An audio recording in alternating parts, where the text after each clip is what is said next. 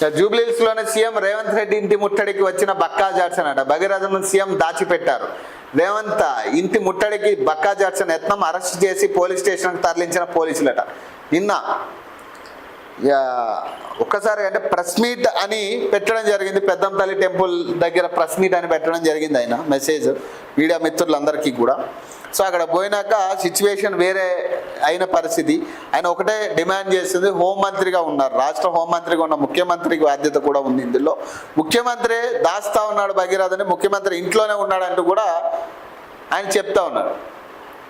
మరి ఇది ఎంతవరకు నిజం అనేది ఇక మరి మనం తేల్చాల్సిన పని లేదు. ఇక మరి అది నాయకులు చెప్పాల్సిన పరిస్థితి అది, లేదా ముఖ్యమంత్రి గారు చెప్పాల్సిన పరిస్థితి. భగీరథను ముఖ్యమంత్రి దాస్తున్నాడని చెప్తున్నాడు, ఆరోపణలు చేస్తూ ఉన్నాడు ఆయన.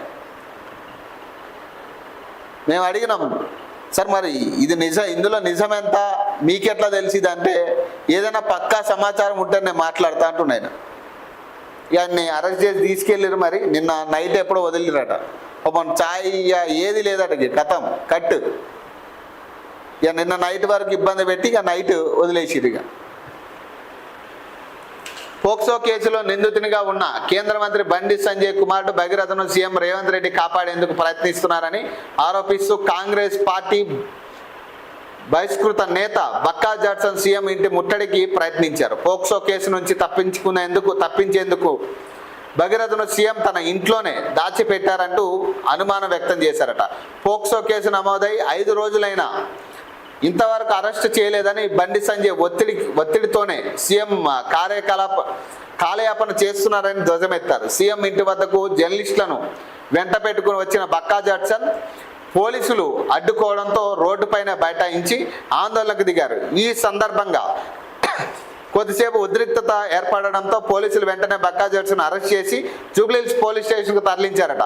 బక్కా జాడ్సన్ కూడా తన ఆందోళన కొనసాగిస్తూ భగీరథను తక్షణం అరెస్ట్ చేయాలని డిమాండ్ చేశారు. భగీరథను సీఎం తన ఇంట్లో దాచిపెట్టినట్టు తెలిసిందని, అందుకే జర్నలిస్టులతో కలిసి రేవంత్ రెడ్డి ఇంటి ముట్టడికి వచ్చానని జడ్సన్ చెప్పారు.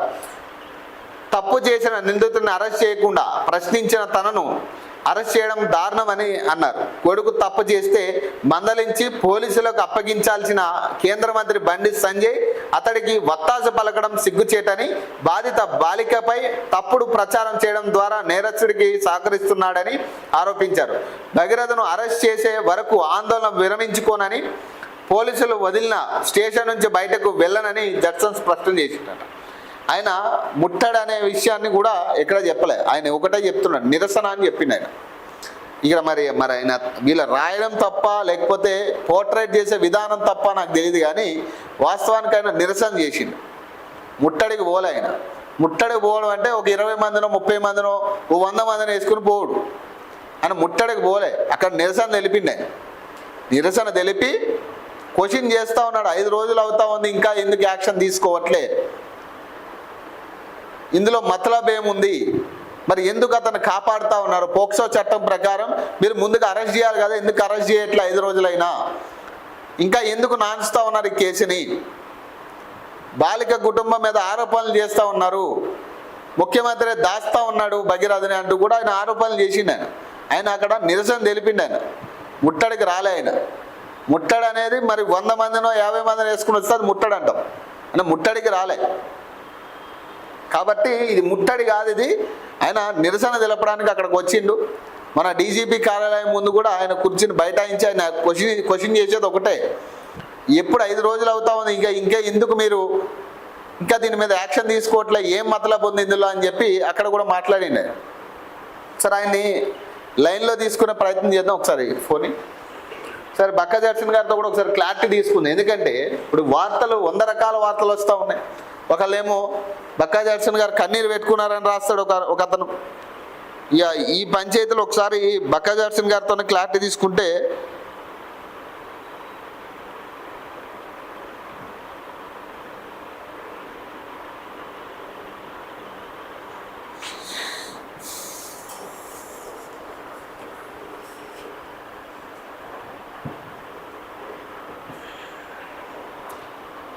Sir good morning.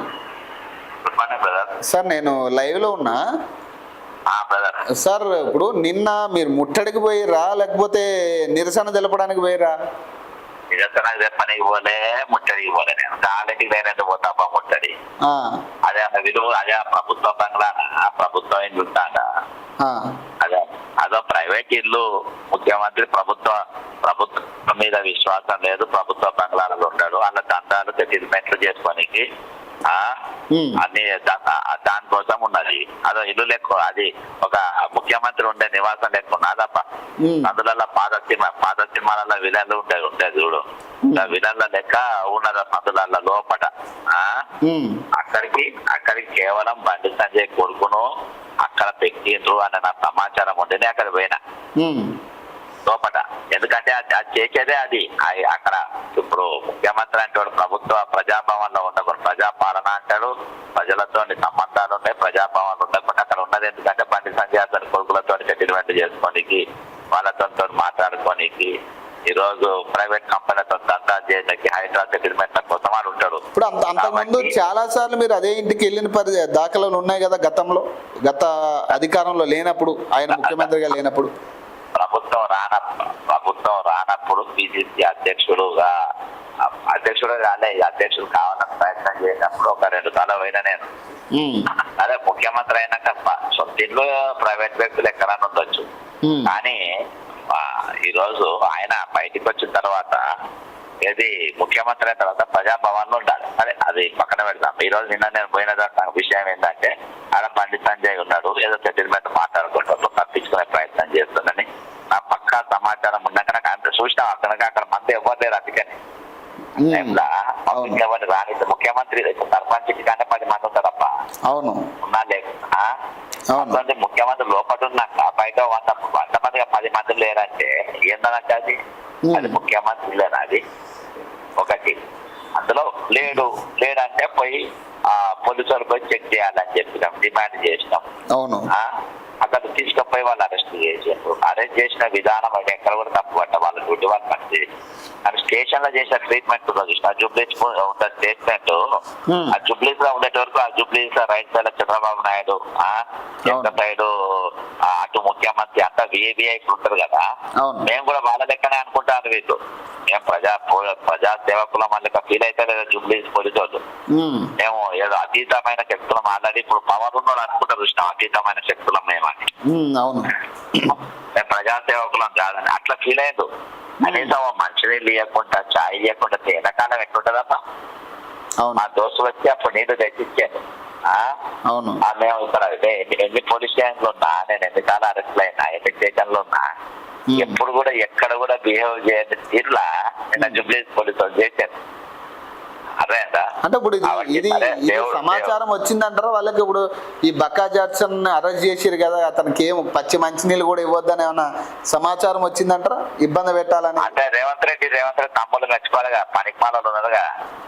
Revanth Reddy అంటాడు దొంగ బ్రదర్. రేవంత్ రెడ్డి అంటాడు 79 క్రిమినల్ కేసులు ఉన్న ఒక దొంగ. ప్రెస్ మీట్ పెట్టుకుని మాట్లాడతా ఒక దొంగ. కాబట్టి క్రిమినల్ ఆలోచనలు ఉన్న ముఖ్యమంత్రి కాబట్టి క్రిమినల్స్ దాచిపెట్టుకునే అవకాశం ఉంది. కాబట్టి పోయిన తప్పేమున్నది? పోయినా ముఖ్యమంత్రికి మేము జీతాన్ని ఇస్తున్నాం, ఆ ముఖ్యమంత్రికి మేము హౌస్ అలవెన్స్ ఇస్తున్నాం. మీరు చేస్తున్న ఎలిగేషన్స్, ఇప్పుడు ఎలిగేషన్స్ లేకపోతే ఏదైనా మీరు చేస్తున్నది ఏదైతే ఉందో, ముఖ్యమంత్రి ఇంట్లోనే బండి భగీరథ ఉన్నాడు, ముఖ్యమంత్రి దాస్తున్నాడు అనే ఎలిగేషన్ అనేది ఇది వాస్తవమేనా? ఎందుకు మీకు సమాచారం అంటే చాలా మంది అడుగుతున్నారు. 100% వాలంటీర్నే ఉన్నాడు, అందుకనే పోనీయలే తప్ప 1000% వాలంటీర్నే సీఎం ఇంట్లోనే ఉన్నాడు, అంతకు మించి ఏం లేదు. లేకుంటే ఆయన ఇప్పుడు కొన్ని సోకాల్డ్ పేపర్లో కొన్ని వార్తలు వచ్చినాయి, ఈ జర్నలిస్టులను వెంట పెట్టుకుని ముట్టడికి పోయిండు బక్కా జాక్సన్ వస్తుంది కొన్ని పేపర్లో వార్తలు. ఏ పేపర్లో వచ్చినాయి? నమస్తే తెలంగాణలో ఇప్పుడు జర్నలిస్టులను వెంట పెట్టుకుని ముట్టడికి పెట్టుకొని ముట్టడి చేస్తాను. ఇల్లు నేను ముట్టడి చేయడానికి నేను మనవంతో పోయినా. అరే ఒక్కడిని పోతేనే ఇంత భయపడిపోతాను, 10 మంది పోతే ఎట్లుంటుందా వాళ్ళు? ఒక్కడిని పోతేనే ఎంత భయపడుతుంది. ఒకవేళ ఒక 10 మంది పోతే ఎంత భయం ఉంటది వీళ్ళకు? ఏం లేకుండానే ముట్టడి ఒక్కడిని మీడియా వాళ్ళ తీసుకుపోయి ముట్టడి ఎవరు చేస్తున్నారు? మీడియా వాళ్ళు చేస్తున్నా, పక్క చేస్తున్నారు. బక్కా జడ్సన్ చేస్తున్నారని ముట్టడి చేస్తున్నారంటే నాకు డౌట్ వచ్చింది. ముట్టడి కాదు, నేను ఇప్పుడు కూడా లైవ్ లో అదే చెప్పాను. నేను ఇప్పుడు ముట్టడి కాదు అది. ఇప్పుడు అది ఆయన ప్రశ్నిస్తా ఉన్నాడు. మొన్న డీజీపీ ఆఫీస్ ముందు కూడా ప్రశ్నించిండు ఆయన. వారం రోజులు అవుతా ఉంది, మరి మీరు ఇంకా ఎందుకు దీని మీద యాక్షన్ తీసుకోవట్లేదు అని అడుగుతున్నారు. ఇప్పుడు దాన్ని ముట్టడి అంటే 100 మందితో పోతే అది ముట్టడి అవుతుంది. ఇప్పుడు అది ముట్టడని వాళ్ళు కేసులు పెట్టినా కానీ ఇచ్చేది పోతుంది పోలీసు వాళ్ళదే. వాళ్ళది ఏదో కేసు పెట్టడానికి ఏదో ఉపాయం చేసి లేఖలు ఇస్తుండ్రు. పక్క చేస్తానంటే ముట్టడికి కనీసం 10 మందితో పోతాడు, 5గురితో 20 మందితో పోతారు. ఒక్కరు పోతాడు అబ్బాయి ఎవడన్నా ఒక్కడు ఇంటి ముట్టడంటే ఒక్కడు పోతాడు. ఒక్కడు చేసేదేనా ఇది? ఇప్పుడు మీరు ఏం చెప్తారు సార్? ఇప్పుడు నిన్న బండి భగీరథ్ 2 రోజులు టైం కావాలని టైం అడుగుతున్నాడు కదా ఆయన. పూర్తి ఆధారాలని బయట పెడతారు. ఈ కేసుకు ఎట్లా బయట పడాలి, ఎట్లా తప్పించుకోవాలని మొత్తం సలహా ఇచ్చేది ముఖ్యమంత్రి రేవంత్ రెడ్డి. గుర్తుపెట్టుకో, ముఖ్యమంత్రి రేవంత్ రెడ్డి ఇస్తుండు, ముఖ్యమంత్రి రేవంత్ రెడ్డి తప్పించుకుంటుండు. ముఖ్యమంత్రి రేవంత్ రెడ్డి దగ్గరనే ఆయన ఉన్నాడు, అందుకని లోపలి పోనిస్తలేడు. ముఖ్యమంత్రి ఇంటికి ఎవరు పోరు, బయట పోలీస్ సెక్యూరిటీ ఉంటది. ఆయన 2 దోస్తులు, మా పెద్దన్ననే ఆయన చెప్పిండు. కాబట్టి నేను చెప్పిన దాంట్లో నా వాదంలో 101% కరెక్ట్ ఉన్నది. కాబట్టి ఈ రోజు ముఖ్యమంత్రి భయపడి ఆ మీద ఏదో నేను ఇల్లు ముట్టడి చేస్తా అని చెప్పి సబ్జెక్ట్ డైవర్ట్ చేస్తుండు. నా ఇంట్లో లేడని ఎందుకు అనాలి? ఈ రోజు సేమ్ ఆయనతో వాళ్ళ కలవకుండా కవిత ఏం స్టేట్మెంట్ ఇచ్చింది? అది ఆ పిల్లగాడు రాజకీయాలు కాదు, చదువుకునే పిల్లగాడు అని చెప్పింది. మరి సంకనాకానికి నిన్న పొద్దున ఎందుకు పెట్టాలి ప్రెస్ మీట్? కలవకుండా కవిత తీర్మానం వల్ల ఎందుకు పెట్టాలి దీని మీద ప్రెస్ మీట్? ఇలా వీళ్ళంతా పైసల కోసం, సెటిల్మెంట్ల కోసం, దందాల కోసం చేస్తుండ్రు. ఇటువంటి వాళ్ళు రాజకీయాలకు వచ్చి తలపుండు కడుగుతారు దొంగలు. ఏం స్టేట్మెంట్ ఇచ్చిందబ్బా అది కవిత? ఏం స్టేట్మెంట్ ఇచ్చిందబ్బా? విన్నావా నువ్వు? అవును, అటువంటి రాజకీయాలకు వస్తా, అది అటువంటి రాజకీయాలు చేస్తుందా? మళ్ళీ అది కూడా 5 రోజుల తర్వాత 5 రోజుల తర్వాత వచ్చి అది ఎందుకు మనల్ని డీజీపీ కాడ అన్నా కదా. అవును బ్రదర్, నేను ఎప్పుడైతే డీజీపీ కాడి ఇంటికాడికి ఆఫీస్ కాడికి పోయినా అక్కడికి వెళ్ళి పావులు గదరు స్టార్ట్ అయింది. అవును, అప్పటిదాకా వీళ్ళు రాలే, ఎవరు రాలే. తీర్మానం వల్ల ఏంటో ఎందాక రాలే. ఇప్పుడు మీరు డీజీపీ ఆఫీస్ తర్వాత ఒక 2 సెక్షన్లు యాడ్ అయినాయి కదా మీ డీజీపీ మన ఆఫీస్ సినారియో తర్వాత. ఇప్పుడు ఇది మీరు ఈ సెక్షన్ అయినా నిలబడతాయి? ఎందుకంటే దాదాపు 20 ఏళ్ళు జీవిత ఖైదీ కూడా పడే పరిస్థితి ఉంది కదా సెక్షన్ లో. అవి ఇప్పుడు షార్ట్ కూడా ఇస్తారు కదా, అవన్నీ సెక్షన్లు నేను చేయబట్టే పెట్టాను. నేను ఎప్పుడైతే డీజీపీ ఆఫీస్ పై గొడవ పెట్టినో అక్కడికి వెళ్ళి పరిస్థితులు మారి ఇది పౌర సమాజం చేతికి పోయేటట్టుగా ఉంది అని అనుకుంటూ వాళ్ళు ఏమనుకున్నా గానీ మెల్లమెల్లగా ఆ దిక్కు అయితే పోతుంది. ఇది ఆ దిక్కు ఉద్యమం పోతుంది. ఈరోజు దారుణం ఏంటంటే ఈరోజు మహిళా మన రోడ్ ఎక్కాలి.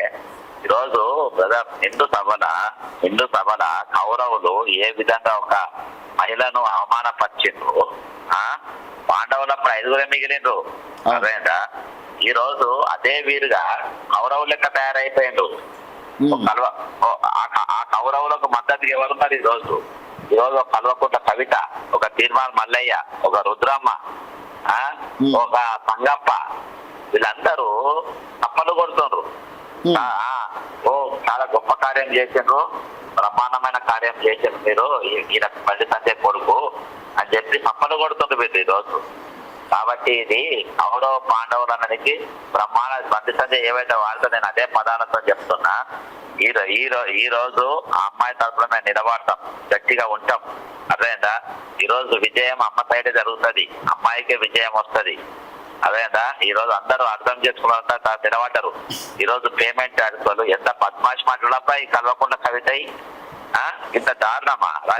వీడియోలు అమ్మాయికి సంబంధించిన వీడియోలు కూడా కొన్ని సర్క్యులేట్ అవుతున్నాయి కదా. చాలా మంది బాయ్ ఫ్రెండ్స్ ఉన్నారు అమ్మాయి, కానీ కొన్ని ఫోటోలు, వీడియోలు, తర్వాత ఆమె తాగుతున్న వీడియోలు, సమ్ వీడియోలన్నీ సర్క్యులేట్ అవుతున్నాయి సోషల్ మీడియా. అన్ని వేరే ఫోటోలు అన్ని తయారు చేసి వస్తున్నాయి. ఏది బ్రదర్ పడ్డది పోస్కో కేసు నుంచి ఇంకొక లాజిక్ ఏమవుతుంది నాకు? పోస్కో కేసులో ఫస్ట్ అరెస్ట్ చేయాలి, ఎంక్వైరీ చేయాలి. ఇవన్నీ కూడా పైసలు ఇచ్చి పంపుతున్నారు అబ్బా. ఇప్పుడు అమ్మాయి వాళ్ళ పేరెంట్స్ ఫోటోలు చూపించారు, వాళ్ళ ఫాదర్ ఫోటోలు చూపించారు. ఎవరు మన ఈ రుద్రమ్మ ఎట్లా చూపించారు? ఒక మహిళ అయ్యండి ఎట్లా చూపించారు చెప్పు, ఎట్లా చూపించారు చెప్పు అవి ఫోటోలు. ఇవాళ అనేటోడు టీవీ9 పనిచేసిండు. ఇది చాలా టీవీ9 V6 ముఠా ఇది. ఎవరు సంగప్ప అనేటోడు లేరనుకో V6 లో పనిచేసిన ముఠా ఇవన్నీ రాంగ్ చక్కర్లు కొట్టి తయారు చేసి చదువుతారు. ప్యాకేజీలో మాట్లాడి డబ్బులు ఇచ్చి ఒక్కళ్ళతోని ఏఐ లెక్క తయారు చేసి ఈరోజు రకరకాలుగా ఇచ్చి నడిపిస్తున్నటువంటి పరిస్థితి ఉన్నది. కాబట్టి ఇది అత్యంత దారుణమైన విషయం, చాలా బాధాకరమైన విషయం. దీని పౌర సమాజం ఖండించాలి. ఈ రోజు జనమంతా ఆమెతోనే ఉన్నారు, ఎవరు ఏమన్నా అనుకున్నా. ఇవాళ అందుకనే అంత భారీ స్పందన ఉన్నది. ఇవాళ నేను ఇప్పుడు మళ్ళా చెప్తున్నా ఎక్కడో లేడు ఆయన రేవంత్ రెడ్డితోనే ఉన్నాడు. రేవంత్ రెడ్డి దాచిపెట్టిండు, రేవంత్ రెడ్డి సలహాలు ఇస్తుండు. ఈ నిరంజన్ రెడ్డి అనే అడ్వకేట్ కూడా ఆయనే పెట్టిండు. ఇవన్నీ కూడా వాళ్ళ కథలు. ఈ రోజు నిరంజన్ రెడ్డి కాక ప్రభుత్వం తన ప్రభుత్వ కేసులు అన్నిటి నిలబడ్డది.